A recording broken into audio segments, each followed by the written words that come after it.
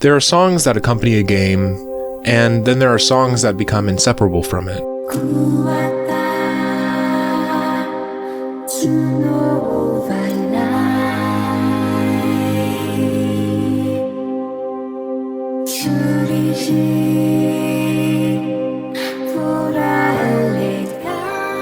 Song of the Ancients from the NieR Replicant soundtrack belongs unmistakably to the second category.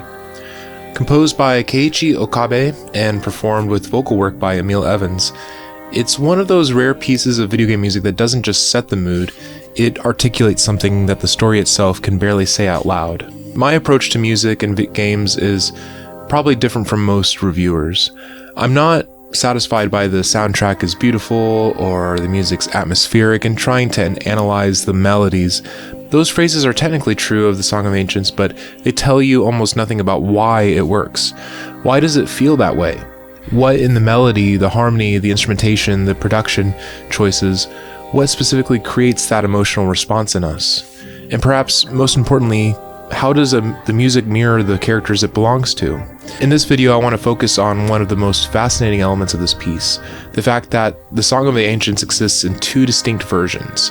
One version belongs to Devola, warm, natural, tactile, alive, and then the other belongs to Popola, ambient, processed, reverberant, and dreamlike.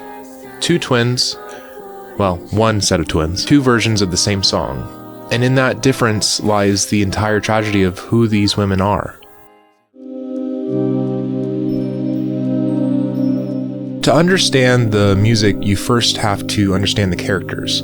And Devola and Popola are characters whose tragedy is almost entirely hidden from the player for most of the game. On the surface, they're twin sisters who manage the village of NieR's home. Devola plays music at the tavern. Popola runs the library. They're both warm, helpful, and present. They feel like pillars of normalcy in a world that's anything but normal. The twist, and I'll flag this now as a major spoiler and go to this time mark to skip ahead, is that Devola and Popola are not human. They're artificial beings, replicant caretakers, part of a long-running project designed to shepherd humanity through an existential catastrophe. Every pair of Devola and Popola across the world, and there are multiple ones, carries this burden, and crucially, a previous pair of Devola and Popola are responsible, or at least blamed, for the failure of a critical stage of this project. Every Devola and Popola alive carries the collective guilt and shame of that original failure, persecuted by other artificial beings, carrying a sin that they did not personally commit. This is the weight behind the song. Devola and Popola have lived their entire existence in service of a plan they know is built on tragedy. They love NieR. They love his sister Yona. They know what will be required of them, and they've never once let it show. The genius of having two versions of Song of the Ancients is that the music externalizes what the characters can never say. Devola's version shows us what she's willing to let the world see. Popola's version shows us what lives underneath.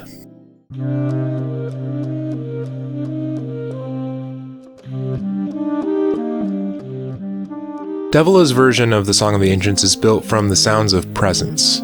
That is, acoustic guitar, hand percussion, small drums, frame drums, something like a dumbstruck or a reek, and Emmy Evans' voice dry enough to feel close, intimate, and unguarded. Every instrument in this arrangement has a physical origin. You can imagine hands on strings, hands on skin, air moving through the throat itself. It's embodied music, it's physical. This is not an accident. Devola is the twin who's publicly visible. She sits in the tavern, she plays for people, she exists in the social fabric of the village in a way her sister does not. Her music's performative in the truest sense. It's made for an audience, made to be heard, made to pass through air and reach ears. The acoustic guitar has attack. Each note begins with a percussive, transient, a little click of string against fret that grounds it in space and time. You can't mistake this for digital synthesis. It lives in the physical world. The hand drums reinforce this with rhythmic pulse, something ancient and communal. Percussion, made with hands on membranes, is one of the oldest forms of human music making. It signals, we're here, in a body, in a moment together. For Devola, whose entire public function is to hold community together, to be source of warmth and continuity for the village, this is exactly the right sonic language. Even the vocal production choices point toward wakefulness.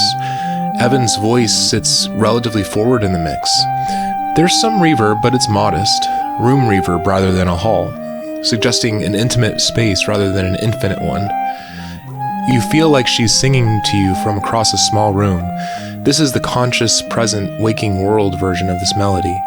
What you see is what you get. And yet, even here, there's melancholy that the brightness of the instrumentation can't fully express. The melody itself carries it.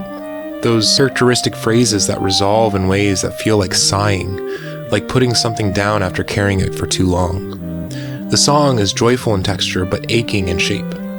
Devola has mastered the art of performing normalcy while carrying something unbearable.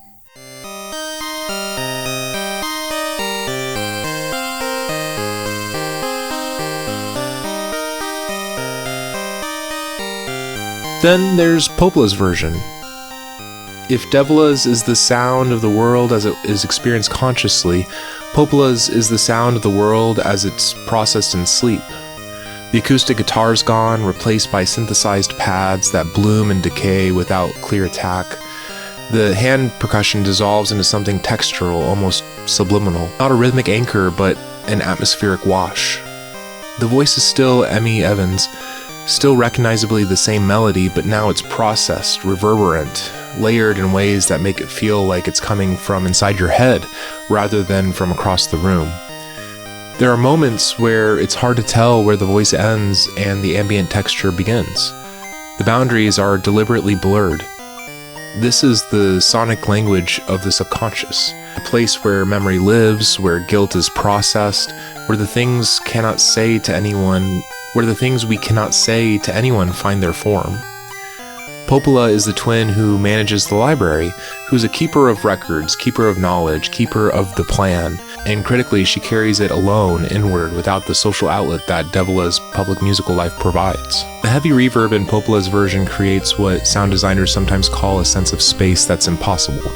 Reverb tails that are too long for any real room, decay times that suggest cathedrals or canyons, or simply nowhere that exists in the physical world. This is a dream space.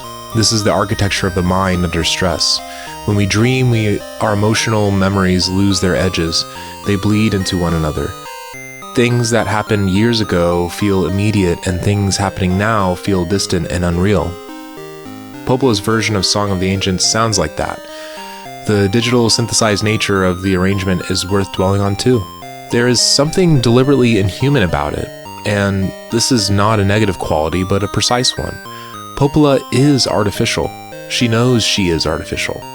Devola's acoustic sounds claim a kind of natural humanity.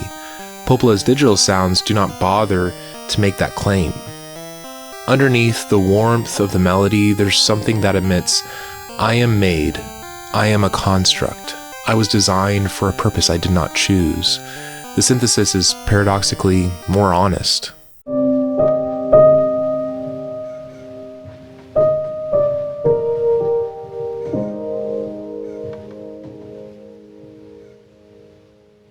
What makes this compositional choice so devastating is that the melody itself is unchanged.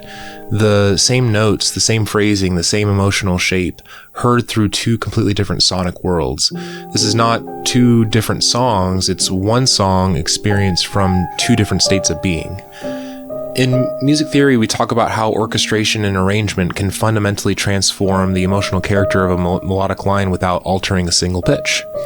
Ravel's orchestration of Mussorgsky's pictures at an exhibition is perhaps the most famous example. The same notes made into something entirely different by the choice of who plays them and how. Okabe does something similar here, but with an even more specific purpose. The transformation is not about beauty or grandeur, but about psychological interiority. Maybe he wasn't thinking that deeply about it, but I like to think so.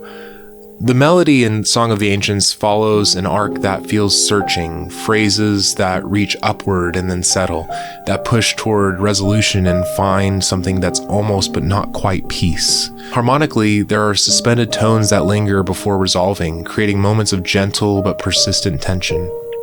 This is the sound of wanting something you can't have, or knowing something you can't say. Both Devola and Popola live inside that tension, but how they carry it, consciously formed or subconsciously processed, is precisely what the two arrangements express. In Devola's version, those suspended tones feel like patience. You can hear her holding the tension, managing it, presenting it as something beautiful for the people around her. Popola's version, the same tones feel like they're dissolving, becoming diffused, spreading out into the ambient space until it's no longer clear whether the tension has resolved or simply become too large to locate. This is what unprocessed grief does. This is what a secret carried long enough does to a person.